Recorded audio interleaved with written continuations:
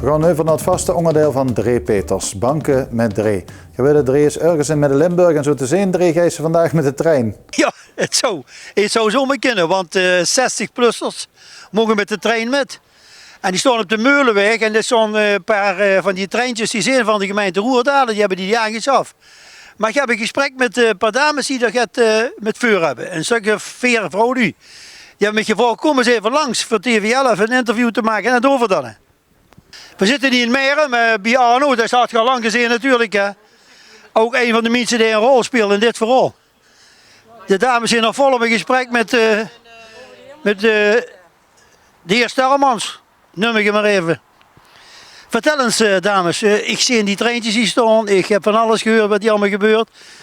Ik begin bij Wies. Wies, er is een initiatief geweest, een paar jaar geleden. Heb ik gedacht, wie kunnen we de eenzaamheid hier in de regio, in de eigen omgeving, Herten-Meremoor, een beetje beteugelen. Wie kunnen we dat eigenlijk allemaal een beetje anders invullen. En er was een inwoner hier, die had een idee. En die ging dan met de koekoek in. En die is bij een andere organisatie. Die dacht, vrek, maar die ging in de koekoekles, die kon het gezoet nodigen. En toen ontstond dat het geweldig. Je ging 1 keer per maand ging je koken voor lui. Die eigenlijk een beetje eenzaam zijn. En die denken, vrek, voor weinig geld. En dit is de 3e woensdag in de maand. Klopt dat, Wies? Dat klopt. De 3e woensdag in de maand gewoon vrij eten bij Arno. En dat is een heel groot succes geworden. Op het moment hebben we 55 deelnemers. Vermoeden dat ik weigeren. Dat we zeggen het is vol, want vol is vol. En ene keer, we gaan ook naar de andere Oud-Baterzee, van Merum, Herten en Oel. Ook 1 keer per jaar. Om daar geen ontevreden gezichten te krijgen. Ontevreden gezichten te krijgen, maar het is ook gewoon ook leuk. De mensen vinden het ook geweldig. Ook bijvoorbeeld in Oel, heb ik gezien, aan het water doen we dan barbecuen. Nu gaan we bij Josje gaan voor barbecuen onder de boom. Ja, het is gewoon een heel groot succes geworden. Heb je er lang gekomen, gaat het een keer heurig worden? Ja, het in Oel dan, bij Kanters, of je hebt dat ook. Kanters zijn de lange, ja. Ja. Nou en dan, goed, en Geer was degene die destijds die hersenspinsels had van, god, begin ik dat in gang zitten, klopt dat? Ja, dat klopt helemaal, Dree, dat klopt.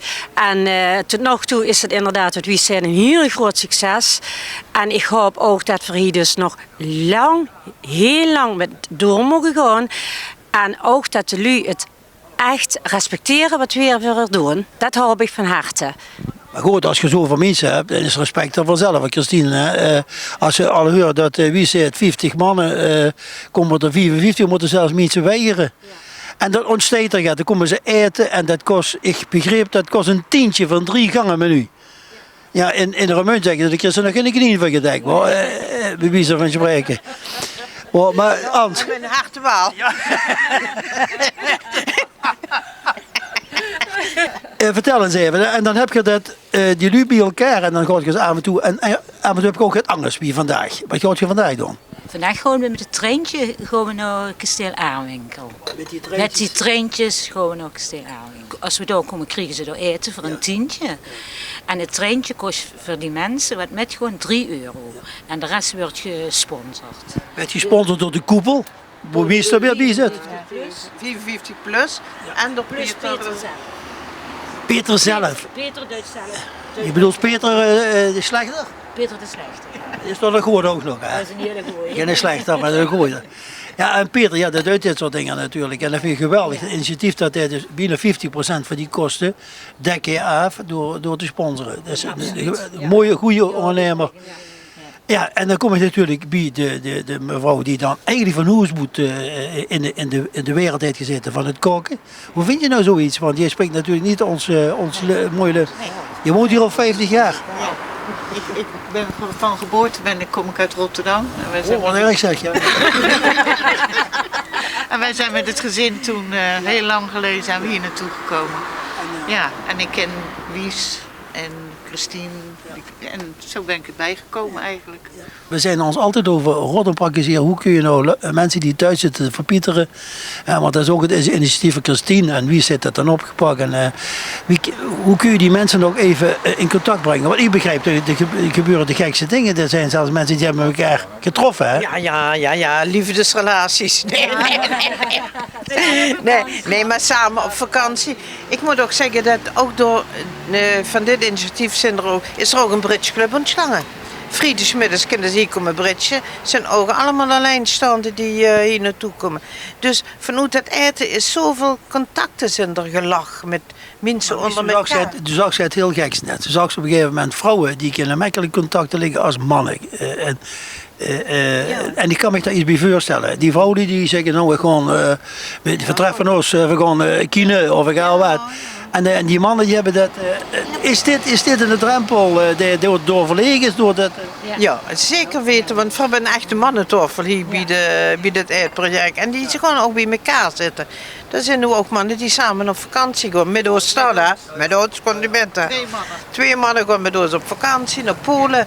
Nou, dat is gewoon geweldig. Als je ziet wie die vriendschappen ontstaan en toch nog op latere leeftijd. Dat is echt geweldig om te zien. Christine, maar dat was eigenlijk niet doel hè, toen dat niet. Dat was inderdaad mijn doel voor zo gaat op te zetten. En zoals je hoort is het echt helemaal gelukt daarmee. Eigenlijk is het ook een taak van de overheid een beetje. En de overheid vindt het maar geweldig dat die initiatieven door Wies en door Christine en door Anneke, dat die opgepakt werden. Ja, het is ook uw taak. Ja, maar kijk, de klik is er ook tussen ons veren. Er is geen revalidatie. Ja, dat andere woord. Ja, dat andere woord. De revalidatie is ook een mevrouw. Dan moet je met z'n veren niet aan beginnen. Nee, maar ik geloof dat ook wel. Ik geloof dat als je met z'n veren de vrijheid hebt. Je hebt die Concurrentie onderling. geen onderlinge strijd. Nee. Dan zitten we ook heel erg zo van, geen andere. We kunnen met ons vieren goed, vind je? Dan moeten zich niet te veel mensen met bemoeien. Je moet het project wel blijven beschermen, want het is natuurlijk wel een geweldig project. Nu gaan we vanmiddag met die mensen en dan gaan we zo'n, wie gaan er met? 50.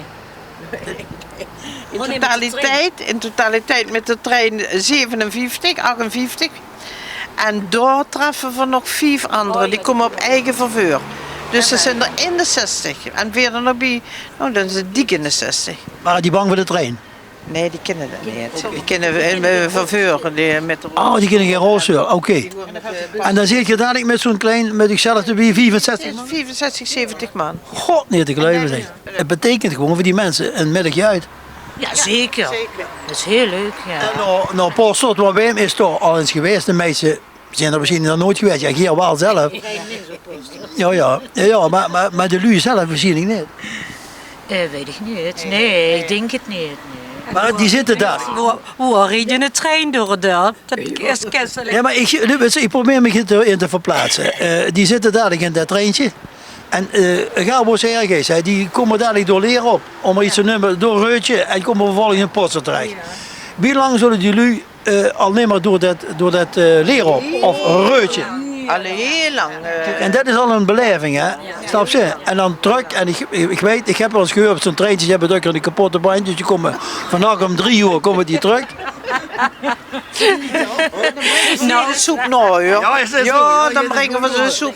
Maar je moet dus wel beloven, als er een kapotte bandje je stoort uit je leren met zo'n 55 van die eierlui, moet je weer even bellen, maar je weer een nieuwsbericht van dan, hè? Ja.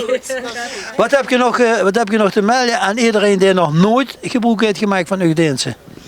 Nou, kom maar eens een keer kijken. Elke woensdag, derde woensdag van de maand. bij Arno. En dat zit in de koekoek zit vermeld, op een seniorenpagina zit vermeld. En nu bij TV11. En nu bij TVL. En ze moeten zich wel van tevoren opgeven bij Christine of bij mij. En hoe laat begint het woensdag? Altijd om 1 uur. Om 1 uur, van 1 tot 3. Ja, en dan blijven we altijd hangen. Tot 4 uur en bepaalde tafels blijven hangen. Ja. En die bridgers, wanneer komen die weer? Vrijdagmiddags van 1:30 tot 4 uur. En dan mogen ze zich ook naar vragen. Mogen zich ook. Kunnen frietjes eten. En ze dineren. En daarna is er dineren. Dineren nummer voor dat, hè. En dan zit er ook een tafel van een man of 10 die zich ook beëindigen Dus een boonje hebben. En die gaan er samen frieten eten bij Arno. Dat is wel dineren. En ja. Ik bedoel, frieten eten kan ook dineren zijn. Geef nog eens toe voor Christine. Ja, doe bent natuurlijk overgelukkig dat het ooit een initiatief door 54-plussers is opgepakt. En dat je er zo'n geweldig evenement van gemaakt hebt. Ja, ik kan alleen maar zeggen, jongens, een dikke compliment voor de lui die hier wonen.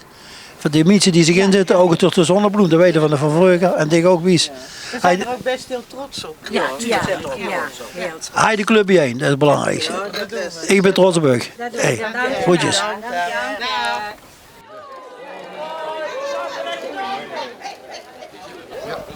Veer van deze kerkjes die trekken dadelijk van hier naar de Bossen toe. Een geweldig initiatief van Roerdalen. En dat ze ze ook goed leren aan andere lui is ook fantastisch.